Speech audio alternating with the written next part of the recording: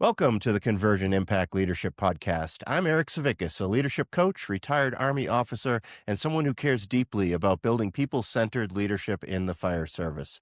This podcast is a place for honest conversations, practical insights, and leadership ideas that help teams grow stronger inside the firehouse and beyond. Whether you're leading a crew or shaping a department, I am glad you're here. And today, I am very honored to be joined by Chief Jeremy Young, Fire Chief of the Frederick-Firestone Fire District in Colorado.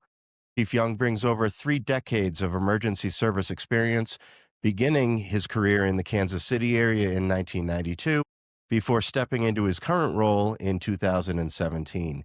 He's a graduate of the National Fire Academy's Executive Fire Officer Program and holds degrees in Fire Service Administration, Business, and Organizational Leadership, and is currently pursuing his doctorate in Business Administration.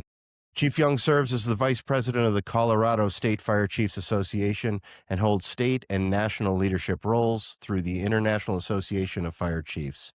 He's known not only for his operational leadership, but also for his steady commitment to mentoring future leaders and promoting high-integrity leadership across the fire service. Chief Young, welcome to the podcast. Well, thank you, Eric. Great to be here and looking forward to having a conversation with you today.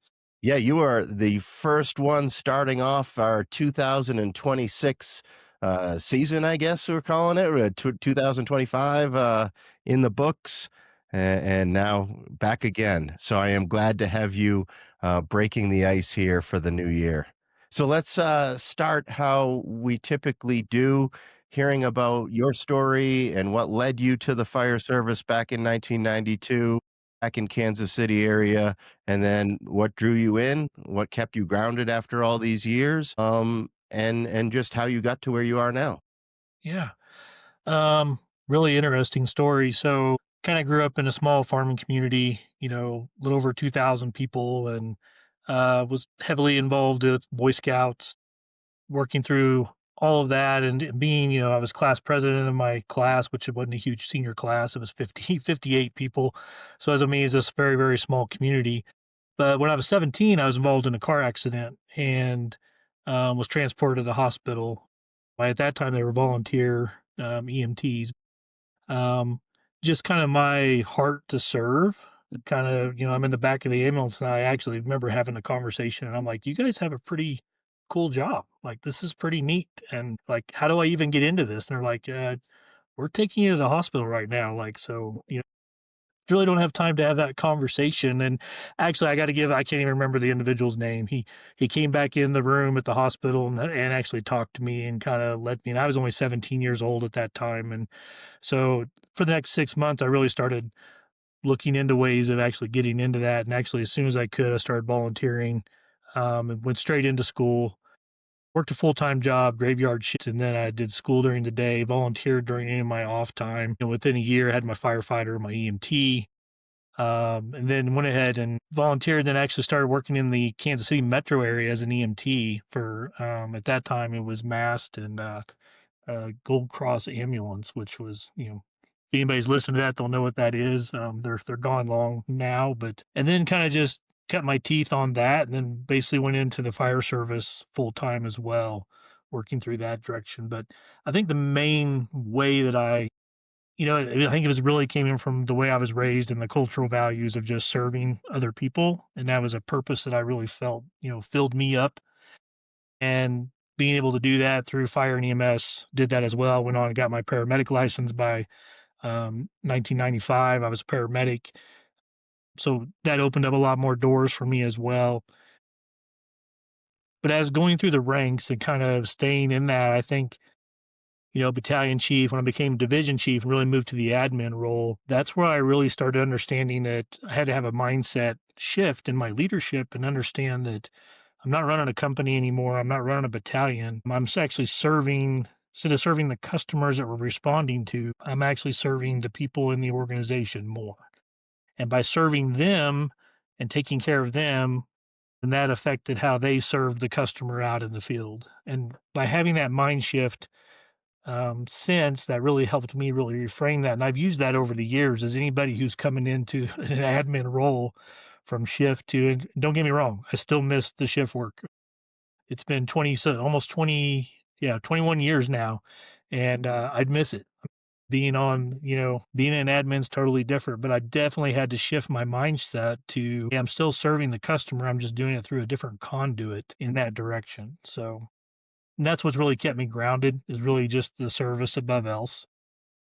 So I think it's really cool how you were or you became turned on to the fire service with that single incident. And it seems interesting to me, like, are we as a fire service here in Colorado and elsewhere trying to tap into those moments for kids in high school now? Obviously not chasing accidents, but I guess you are at the accidents anyways. But like figuring out how do we match up with someone's passion when they might not even know what their passion is. Yeah, I think that's one area that hopefully a little later we'll get into some mentoring conversations and those types, but it's looking for that opportunity. And I still give credit for that EMT to come back in, and he probably spent maybe 3 minutes, with me in the room. And I think we get so busy and entrenched in our daily lives that we don't think about, oh, wait a second, that was an opportunity for me to add value to somebody. And anytime we can do that, and you learn that over time. The Mhm. more and more you do that, then what you do is you see opportunities day in and day out that you can add value. And I think that's what's also helped me stay grounded in all the different ranks that I've had, the different organizations, and even leading, helping lead statewide, regionally on the international boards and stuff that I'm on. That's really what it is. It's about serving the greater need in that. And can do, random acts of kindness. It would be another way of kind of saying that, but I always look at random acts of showing value, and anywhere that we could add value. And I do that at a lot of our staff meetings, and when I end those, I'm always go forth, do great things, and add value. Yeah. No, It's that's a at the forefront of their mind. great concept. So how do you get from Kansas City out here to Colorado? I always find it interesting with the folks that I talk to. Early on, I talked to Paul Capo, and he made the jump from Florida, or Chris Kasian from Arizona, or countless others that have been attracted either to Colorado as a state or the fire service within the state of Colorado. How did you get here? Really, how I got here was we vacationed a lot out here, and even when I was on shift, we would.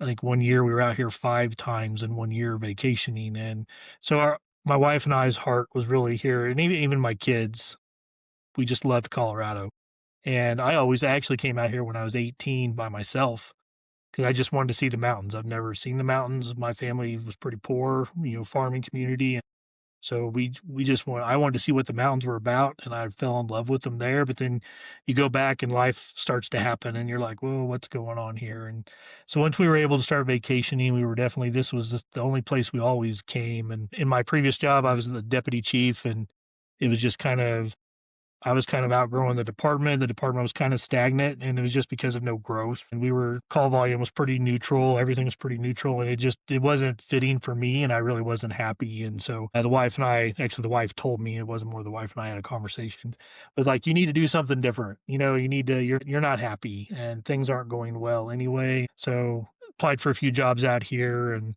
was in a few processes. And really when I tested for Frederick-Firestone for the fire chief position in 2017, I actually came out here and spent a whole week before I even tested. And I was interviewing honestly, the town, and the community before, they even interviewed me. I was wanting to make sure that this was a good place to bring my family and still enjoy everything that Colorado has to give. Everything, the stars aligned and things worked out. And luckily enough, I was honored to be here and to help serve Colorado, but also serve the men and women here at Frederick Firestone. So tell me what it's like for a fire chief to be stepping into his or her department for the first time. In the military, we get handed the unit colors or the guidon, and from then on, it's ours to take and shape and execute the vision and the mission. What's it like for you? And it was a number of years ago now, back in 2017. But what's day one walking into Frederick Firestone like? I think having a career of going through a few fire chiefs, I got to at least witness some good things and some, of course, some bad things, and we learn from both. And we definitely learn more from the bad sometimes. And when I came here, there was nothing wrong. The organization was running fine. That was one of those things. My predecessor, I actually, during the interview day, they gave us time to go to dinner before we had a meet and greet that night. And I skipped dinner and I said, "Hey, Chief, you got some time for me to talk to you?"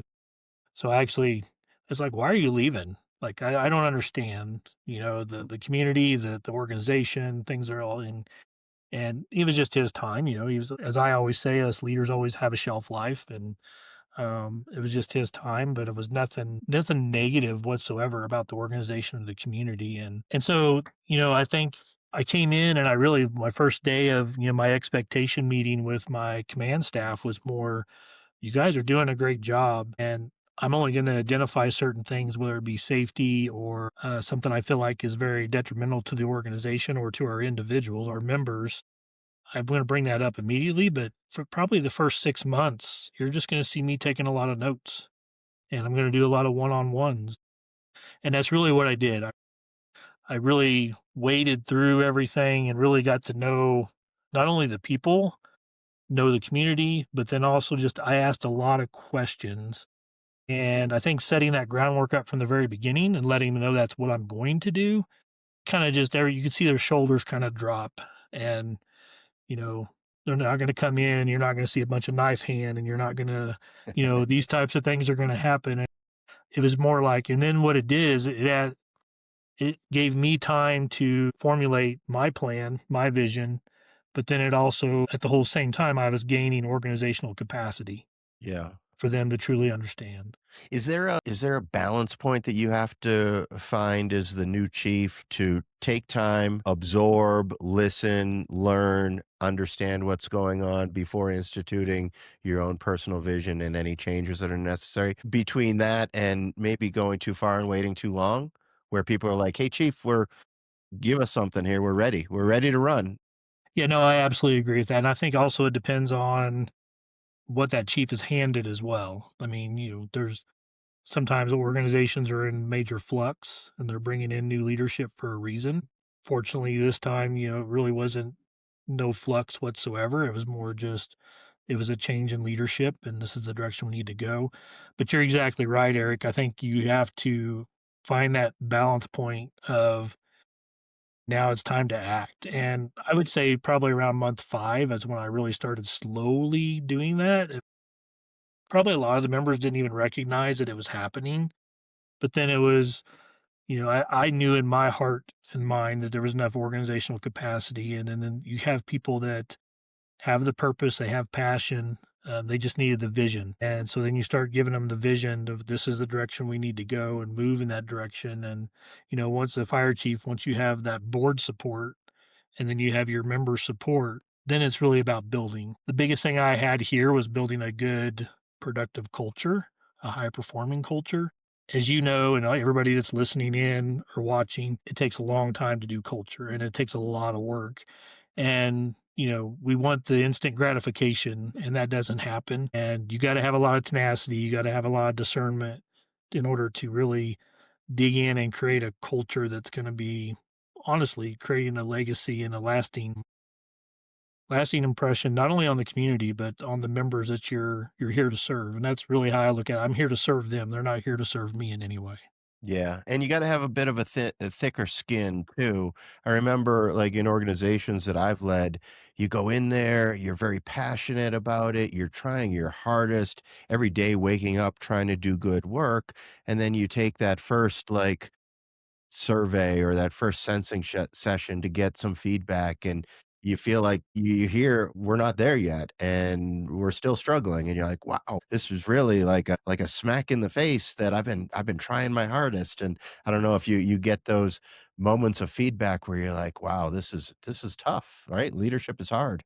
Yeah, it is. Yeah, it is. And you're right, that thick skin and not taking things personal, just understanding that we're dealing with, human beings. And I think as leaders, one of the things we're kind of, we're afraid to be vulnerable a lot of times. And you got to be vulnerable as a leader. Hmm. And really, it's about just loving your people. where they're at and trying to bring them along the same path and journey that maybe you've already walked, or the direction that we need to get to. And, the hand in hand, the arm around the shoulder and say, "Hey, I'm here with you and we're going to get through this together." Um, and the culture side, and I'm going to try to go off, but I think it really came down as Simon Sinek with Why and those types of books. We've all read those, but when you really boil that down, we can read all these books and we can get all these certificates and degrees and everything else, but where you really learn is when you apply. When you apply all that stuff that you do and you fail, you learn from those failures, but you got to keep applying it in different aspects. And the more you apply it, the more you become better, not only at your job, but leading people and realizing things from emotional intelligence and other aspects to where, okay, this is where I need to wade into this more because maybe this company or this battalion, or they don't understand that this is the direction we really need to go. Hmm. Building that culture, and really it's our mission, vision, values, and having buy-in and people understand that what that is. In 17, that was during that 6 months of interviewing, that was really what I was like, okay, so who are we? It's kind of my question to a lot of people. And I was also like, where do we get our mission, vision, and values? And it's like, well, that's what the fire chief created and said, this is us. And I'm like, well, okay, that's not us. I get that. I mean, I was there one time too. Like, you just didn't have the bandwidth or the organizational capacity in order to do this, but it took us a year. It took us a year to, and that was bringing every level of the organization in and having conversations and surveys and working through 85 different values and saying who are we, and then having that buy-in. And once you get that, that also helps with that passion and that purpose of all the individuals that is here to serve. Yeah, and it's interesting, and I appreciate you mentioning culture. A lot of times we talk about culture, and I'm sure I've mentioned this before. A lot of times we talk about culture as if it's a big dial that, oh, we need to fix culture. Let's turn that dial and fix culture. When you can't just turn a dial, culture's a reflection. Culture's a reflection on all those things, right? It's how you show up, how you lead people, how you communicate, how you mentioned value, treat people with value. It's all the other things, and that defines your culture, whether you like it or not, right? And so it's not just a single dial. One thing I wanted to ask you on day one in the department, did you look out there in front and say, "Is that helicopter mine?" For those that Yeah, don't know, you used to have, I think used to, I don't know if it's still there, you used to have a yeah, helipad right in front of right outside your front door there. yeah. That would be cool to have a helicopter right out there, but it No, I wasn't did ask yours. that during the interview process, though. I was like, walk me through this. Like, why do we have a helicopter in our parking lot at Is it headquarters?" So, gone now? yeah, it is actually. The pandemic, 2020 rough year, and they kind of had to readjust some of their business profile, and so it was a good working relationship while it lasted, but it was Did good. you get to go up in it? No, never did, never did. So they offered Opportunity plenty of lost. times, but once again, that was one of those things of, I got asked that a lot the first 3 or 4 years I was here, probably even a little bit longer, was why why are you not more active in state chiefs? Why are you not more active in all these other types of things? And it wasn't that I wasn't paying attention and I wasn't being there. It was my home needed my attention. Mm, And as a new fire chief, there were so many other things that I could have went and done and everything else, but my members, my community, my organization would have faulted from that. right. They would have, and so all my effort, all my energy, everything really went into making sure the organization we were building that culture. We were moving in the direction we needed to move. And that takes a lot of energy. And a lot of people don't realize how much energy that takes. And luckily enough now, we've gotten to a point where it's the momentum's outpacing me. And that's just because from our newest employees to our most tenured employees, they understand. They understand who we are, what our culture is. We've created a lot of critical thinkers, and it's moved in the right direction of allowing me to step out of the normal, hey, we got to build this and make sure that we're good to go. And so I assume you have some of that bandwidth now because you are on the e-board of the state chiefs as vice president. How do you make a decision to get involved at the state level? Does that fulfill a certain passion, or is there a gap and a need that you identify that you would like to get involved? Like, how do you get to that point? I think, I don't know. I could say it was a passion, but the passion is truly just if there's a need that I can help with and I've got that bandwidth. I get told that by my wife and my board all the time. They don't know how I still actually moving, working on my doctorate and state chiefs, international chiefs, so on and so forth. But I think really it's definitely challenged me in other ways of looking at things, not only just politically, but also when I look at state chiefs, I look at it more as a whole state is one organization, and how can we? It's not just what's best for my district, what's best for what's here on the Front Range. It's really the challenges and elevating the professional standards across the state, and understanding that the Western Slope has some of the same issues that the Front Range does, but the dynamics are different. And so doing that, and also serving on the Missouri Valley Division of I Chiefs, also the same thing is, between the 8 states, we have a lot of conversations. I actually have a board meeting tomorrow morning, and I've already seen some of the agenda items, and a lot of the things, are the same things we're fighting legislatively, and we're discussing those things. And so you're just be able to feel a value and lead and go, you know what, South Dakota, you're having this issue, and we just went through this last year in Colorado. So let's help one another So understand that. when you get involved in something like the state chiefs, especially on the executive board, you're not just working towards bringing to light some of the statewide issues, but maybe is it fair to say you're bringing some of your own passions to the state as well? I know you're very passionate about mentorship, and you're very passionate about lifelong learning and continuing education, professional education. Mhm. Do you bring that to the e-board? And if all of you are talking about what direction Colorado State can go in, are you the guy that speaks up and says, "Hey, I think we need to continue hitting like mentorship programs," for example?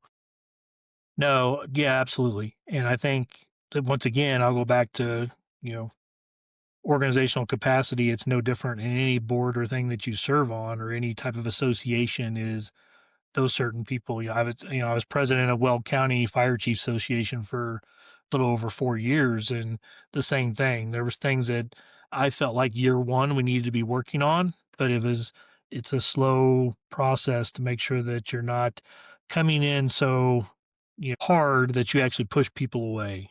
Mhm, It's having taking that time to have those conversations and looking at, how can we really get this capacity for people to really understand that the purpose and the passion behind it is that this is going to better the fire service in whole mhm. if we move in this direction. And but I am those ones that I bring up those conversations. And just last month we had a meeting with CPFF as far as the state chiefs e-board, and I brought up the labor management initiative, which I was very heavily involved in the very early 2000s. And I think that's something we need to reapproach again. And I've even brought it up in the iChiefs boards that I serve on, is we really need to bring this back of teaching labor and management how to work together and collaborative. Not that we're not doing a bad job across Colorado or even across the nation, but we have a lot of new union presidents and union e-boards, and we have a lot of new fire chiefs that have come through the ranks that haven't been through that training, and they only know how their organizations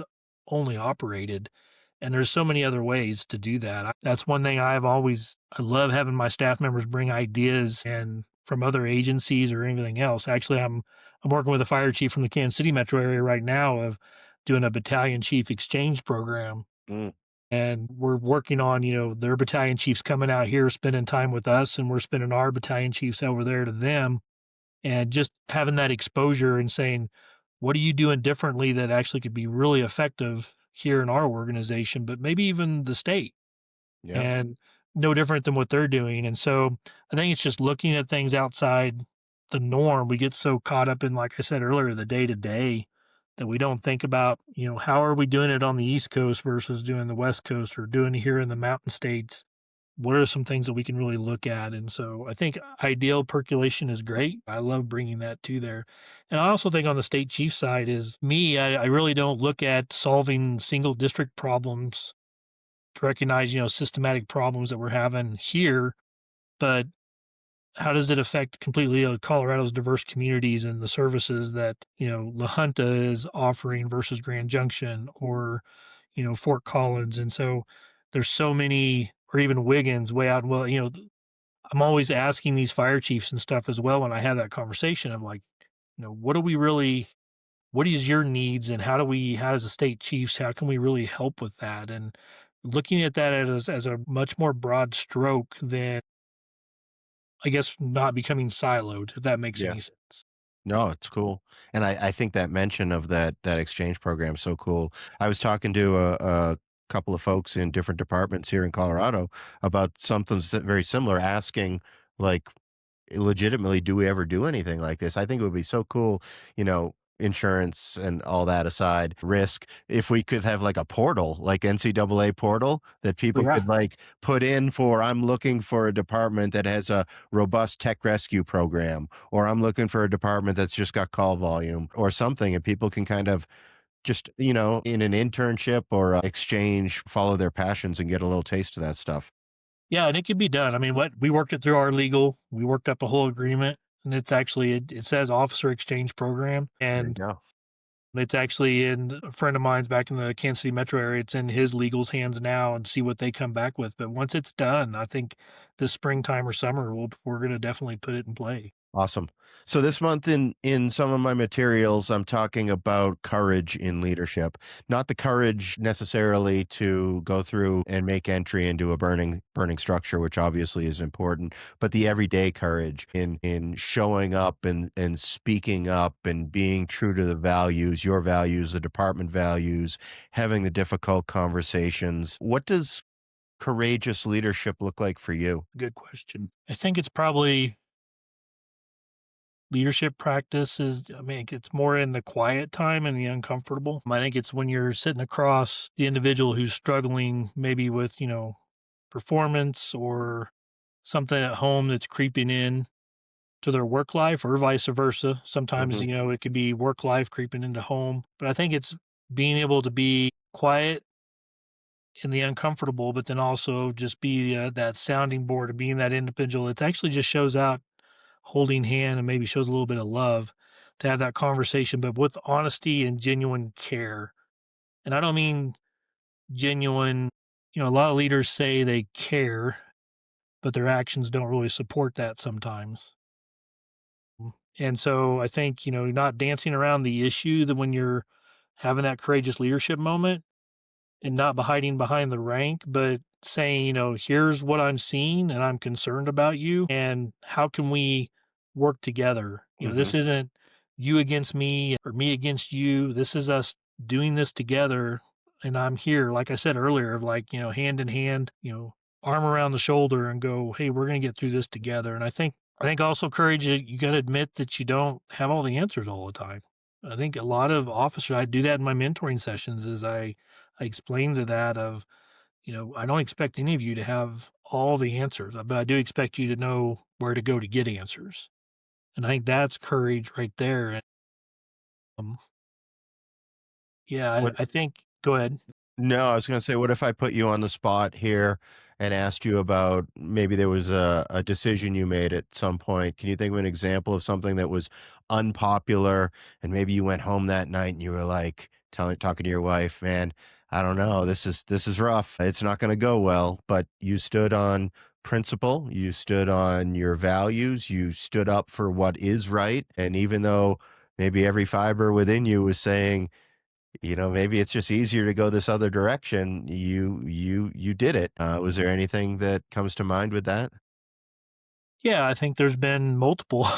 A bunch come to my head right away, but I'll never go back on any of the decisions that I made because they all worked out for the better. And usually, you said it exactly, is go back to the values. I do a lot of my decision making based on our value system in the organization and my own core values as well, which, are represented. You can't dismiss your own core values. but you got to take into consideration the organization's core values. And there's been tough decisions here, and even my previous organizations where I've made decisions that you always try to do no harm, but sometimes those individuals maybe caused the harm themselves. It wasn't a decision or choice that I made, so you have to. And there's been some like you said, unpopular to where I'm like, oh, they're going to come after me with torches and pitchforks, and I make this decision. And most of the time, having that courage to stand my ground, believe it or not, some of the people that I would think would be really upset with me have circled back around and said, you know what, Chief, thank you for following our values, or thank you for Mm. actually standing up for what we know was right. And it doesn't always happen, but I have those definitely are ones that I grab a hold of more. And then I've also had the ones that it's taken 6 months or a year. And then they come around, they're like, you know what, we're in a better place now because of the decision was made. So Or years later, you run yeah, into somebody and they're like, "Hey, chief, I get it now," right? And you're like, yeah. Oh, "That's absolutely. awesome. I wish you would have a few years earlier, but that's great. I love it." Yeah. I wanna come back to you mentioned mentorship, and I mentioned it a little bit earlier. I wanna come back to it. Why is mentoring important? Why can't we just rely on our supervisors or our chain of command or external coaches like me? Why do we need mentors? Really simple is we're just not built. I mean, we're not built to stand alone. And in order to truly be successful as an organization or be successful as an individual, we never got to where we are today by ourselves. If we truly look back at where we've come from, there's been so many people that have helped you along the way that we owe that to. Mm, And a lot of those times they were probably people mentoring you that you didn't really it wasn't like a formal mentoring, but that you were being mentored whether you believed it or not. And actually, believe it or not, I had a lunch mentoring session today with somebody from another organization.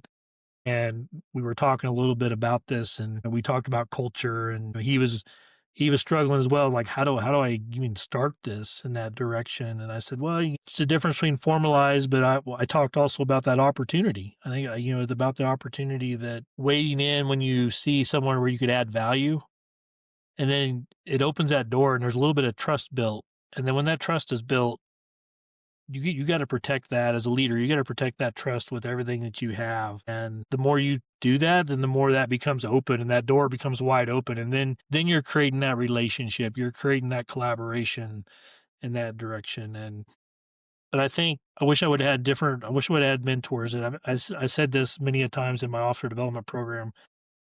I had mentors more on the outside of the organization than I did on the inside that helped me along the way. And so that's probably my passion now is I'm like, no, we need to be doing a better job. And actually, that's all my doctorate work, my dissertation that I'm about halfway through right now is on succession planning yeah. and mentorship and how we've kind of missed it. And it's not just the fire service, it's everywhere. And people are just they think that that we're gonna last forever as leaders and there's not gonna be a vacancy. And then all of a sudden there is a vacancy and you're like, "Oh, wait a second, this should have been a 3 or 5-year project of bringing people up along the way." And yeah, I think it's the mentorship side is really more if I could circle back around, it's definitely we can't do it alone. And as leaders, we can't expect our people to do it alone. So it's our responsibility to mentor and coach them along the way. The one thing that I've heard in the fire service a few times that I don't like when it comes to mentorship is there's often a negative connotation, like this person needs some mentoring, or I'm gonna get this person mentored up, or whatever, however you use it, right? But usually they're not saying this person's really good at what they do and they just need a partner to help bring them to the next level, right? Usually there is that negative, and I don't think that that's fair because you can have a mentor and you're doing pretty well. There's things you can certainly work on. Anyone else can have a mentor. It doesn't have to have this cloud over it that it's only for corrective action. Do you find that or hear that? I have, and I mean, in my previous organizations, that was definitely how it was as well. And I think mentorship's just an easy way of saying, "Hey, they need a kick in the butt," Mm. in that aspect. As leaders, though, we don't need to be reactive. We've got to be proactive, and it's creating those relationships early and offering that up. And I mentor every rank. It's not just, hey, you're going to be an officer someday or whatever it is. My door's open. They all know that I'm available to have conversations and help them with career help, or I'm not a counselor in any way. And I actually, in my mentoring sessions, I don't give them answers. What I try to do is create critical thinkers. And so I may give you a book, I may give you an article, I may go, you know what, I had a similar situation that I faced, but here's what I did, and don't do that because that didn't work at all. But you could do this. And so I explained to any of them is that, when I became an officer, I felt like I had a really small toolbox of tools, of leadership and management tools.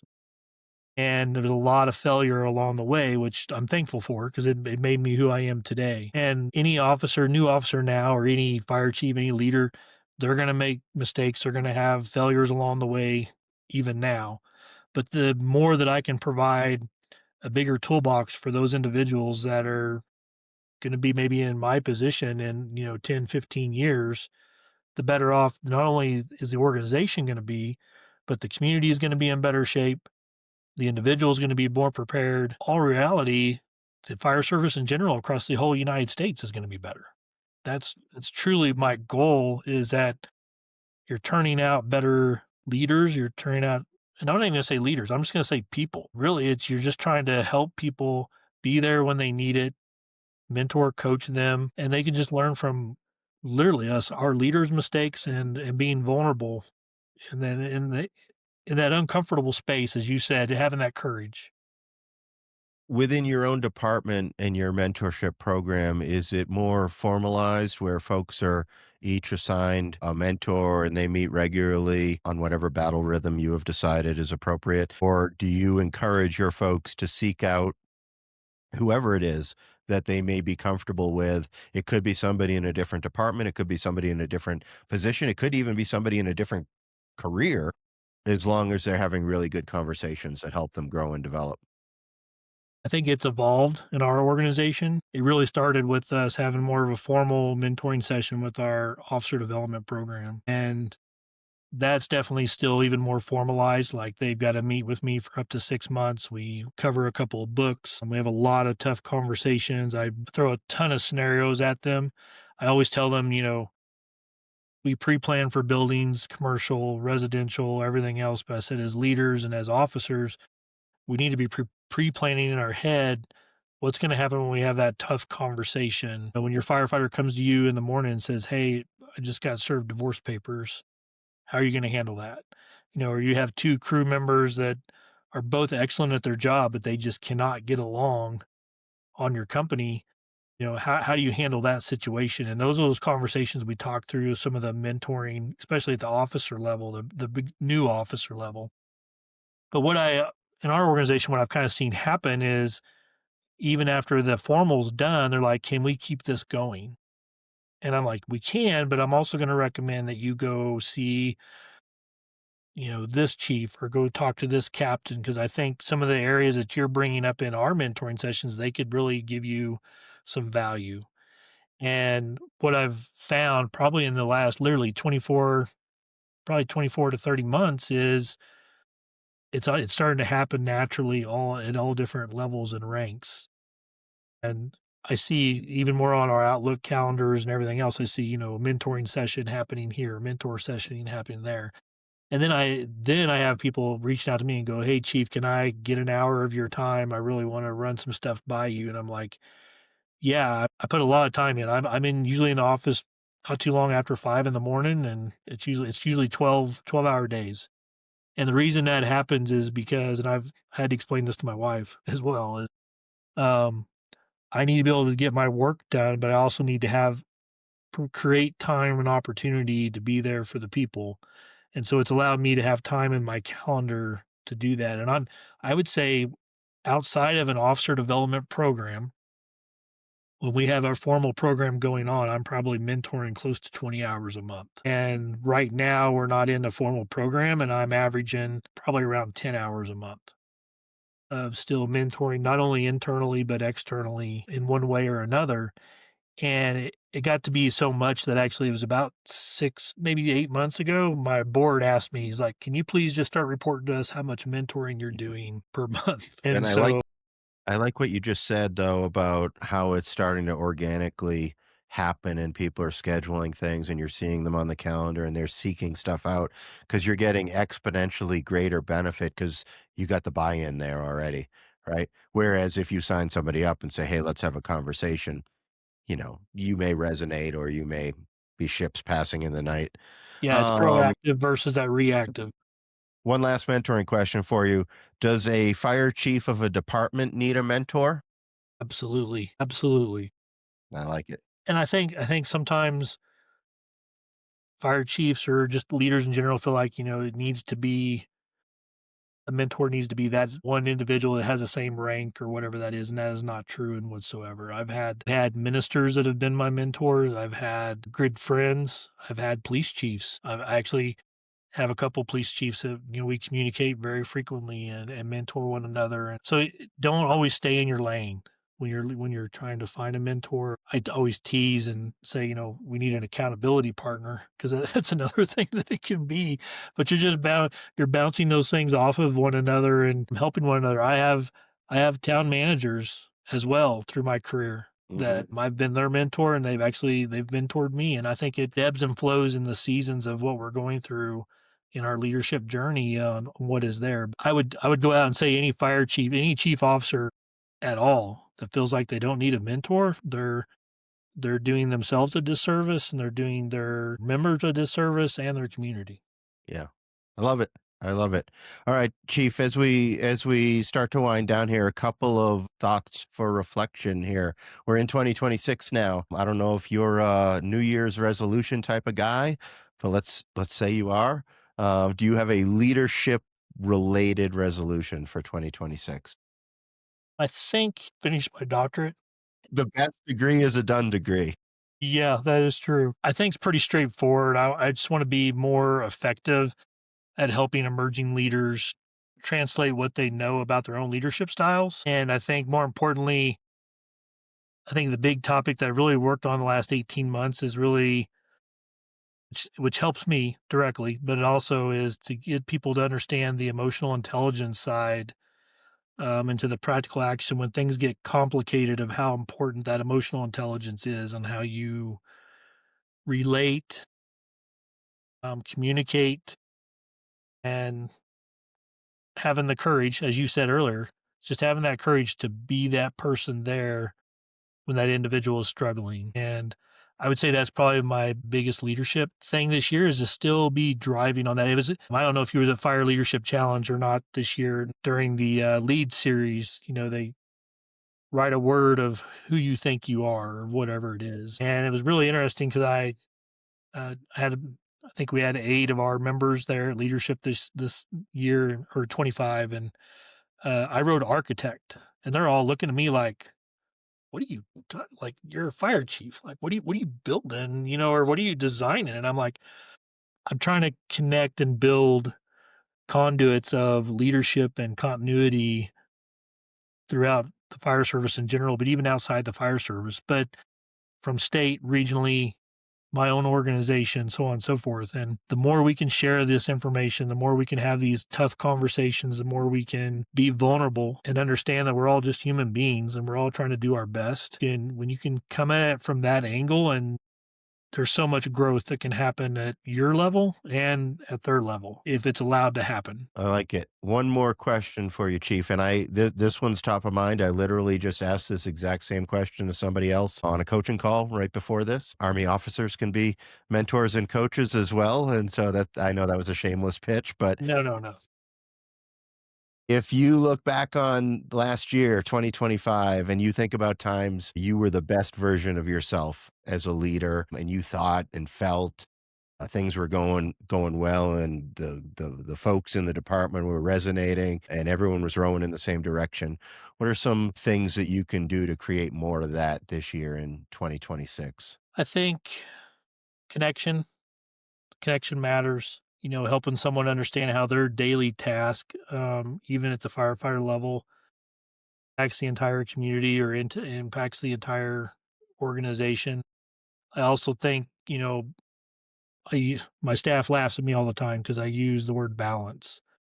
There's balance in everything that we do, and I think for 2026, I'm going to say, and I've seen it a lot in 2025 as well because we lost a member in 2025. So it was a tough first quarter. It was a tough year, all the whole year. I think balancing honesty and hope, and I think we owe our people to be honest at every corner, but also we need to make sure that they understand that the passion and the purpose and hope is there for a better, brighter future, and we're moving in the right direction. And when people can see a vision of where we're headed and they have a purpose or passion, that's what they need. And they feel like they have real clarity. And then, next thing you know, they believe in the future, you believe in the future and the direction we're headed, like growing. I actually use that analogy. I know we're getting close on time, but I say that in my recruit classes.